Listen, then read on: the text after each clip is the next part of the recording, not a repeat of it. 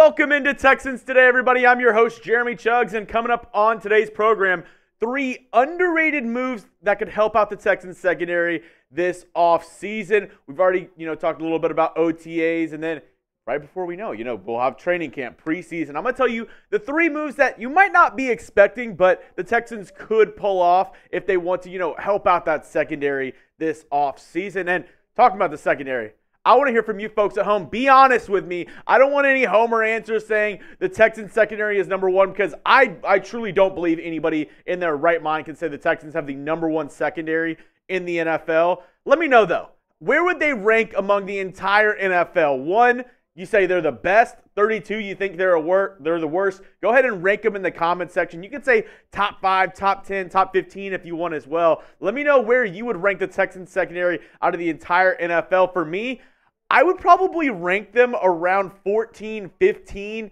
kind of mid-tier. And really the only thing that's kind of bringing that up is that Derek Stingley, I think, is a true CB1. I think you have a lot of question marks besides that, though. So let me know down in the comment section where you feel this Texans secondary ranks. Now, the first underrated move that they could make is going out and signing Patrick Peterson. He's been linked to the Texans multiple times this offseason, and this would be a guy who you bring in, obviously he's a veteran, been around the league for a while now, was with the Cardinals, then the Vikings last season, was with the Steelers. And this is a guy who's like a very Swiss Army knife move of if you're trying to sign somebody and you kind of need, slap and fixes here and there. He's not a guy who you're going to sign and he's going to be a bona fide starter for you by any means, but if you need help, if you need a guy to really bring depth to this unit, I think Patrick Peterson can do that for you. Last season with the Steelers, here are his stats: 42 tackles, 11 pass breakups, 2 interceptions for the black and gold last year. And as we look at his coverage stats, really the nitty-gritty of Patrick Peterson in 2023, allowed 51.7% completion percentage when targeted, 388 yards, 4 touchdowns allowed, 11 pass breakups to 2 interceptions, and a quarterback rating when targeted of 80.4. And don't get me wrong, I know he's lost a step. I know that he's a little bit older in age, but even if we can get, a semblance of that 2022 season with the Vikings, I think he could be a really good addition for the Texans. And along with that, he gives you 2 positions if you bring him in. Not only can he play at the safety position where he played for the Steelers last year, but he also gives you a little bit of flexibility at the cornerback position, mostly in the nickel. Emergency only, he can play in the slot, outside corner. Obviously, he's lost his step. He's not as quick as he once was. So I wouldn't, sign him saying, oh, he's my outside corner. But you need some depth in that, safety room. Maybe help out with the nickel a little bit if you're moving Kamari, Lassiter to the outside. I think Patrick Peterson could be a sneaky move that the Texans could make, in the later parts of this offseason. And talking about, somebody who plays both corner and safety, I asked you about your, where you would rank this Texans secondary. Now I'm going to ask you this question. Are you more confident in the corners or the safeties on this Texans team? I think it's a pretty close one. Obviously, you have Derek Stingley Jr. as, probably the best player in your secondary at corner, but I think safety might have a little bit more depth than the cornerback position. I'm interested to see what you have to say. Are you more confident in the safeties or the corners for this Texans team going into next season?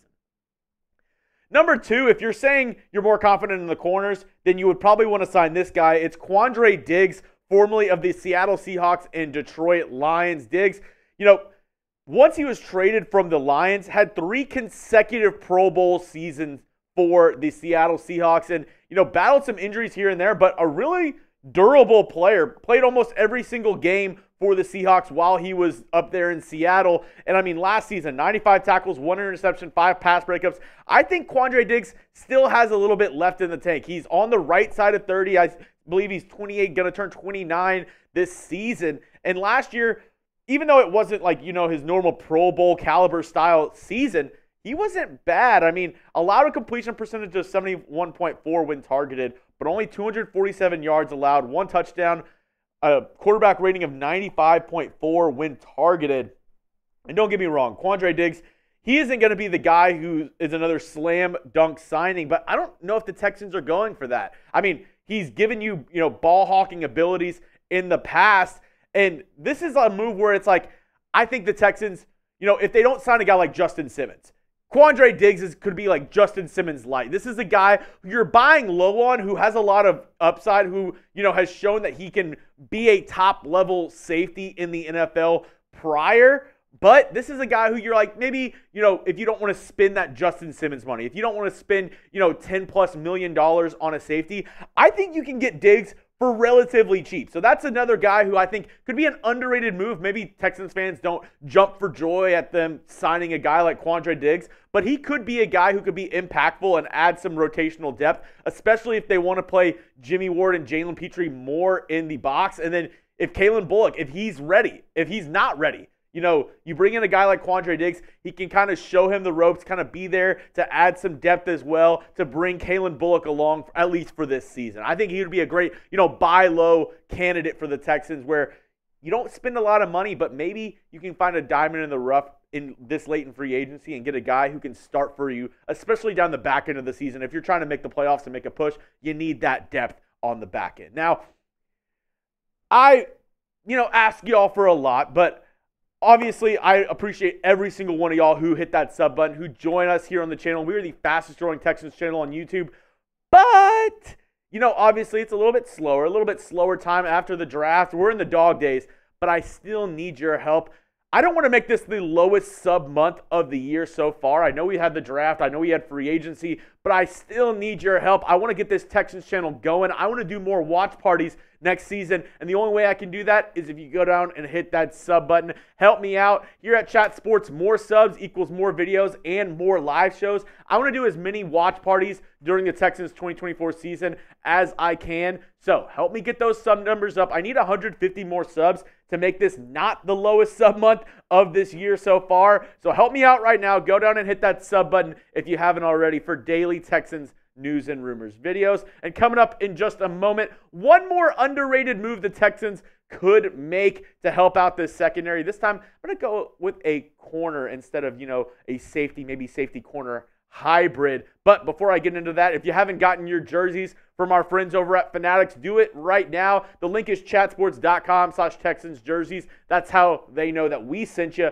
That link is going to be in the comment section and description of today's video. If you want any of these jerseys, they're all available right now. Just click on that link below. Do a little window shopping. I do have to say, these aren't the stitched ones. If you want the stitched jerseys, they're a little bit more expensive on Fanatics. These are the pressed on numbers and names on these jerseys. Still, I think really, really dope. I still think I'm going to get this next one, producer Calen. The white one, I think this one right here, right there, is really, really dope. I just love the horns on the outside. You can check out all the jerseys right now. Once again, chatsports.com/Texans jerseys for your Texans jerseys needs. Go check it out today. One more time. That's chatsports.com/Texans jerseys to get those jerseys from our friends over at Fanatics.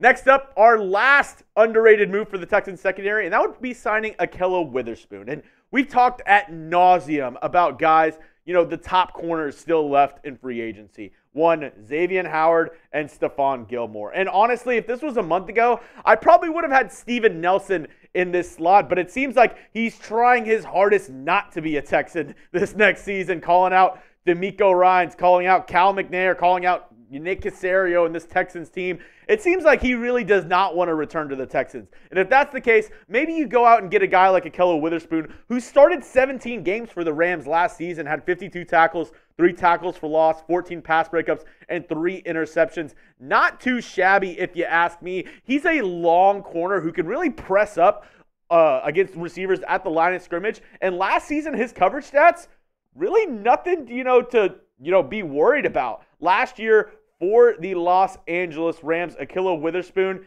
he had a completion percentage when targeted of 49.1, allowed 713 yards, but he was targeted a ton last year, allowed 5 touchdowns, but had 14 pass breakups, 3 interceptions, and a QB rating when targeted of 77.5.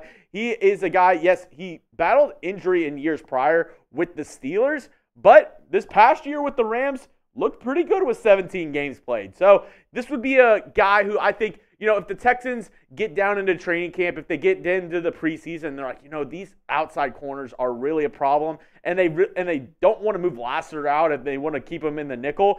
then this is a guy who I could see them possibly signing as like a Band-Aid of, oh, we need some help, and maybe Xavier Howard and Stephon Gilmore are already signed. So this is a guy who, if you need a little bit of help at outside corner and you don't want to break the bank on a guy and you don't want to spend a ton of money, this is a cheaper option that I think could be a good depth piece. Is he a solidified starter and the Texans fans are going to love him?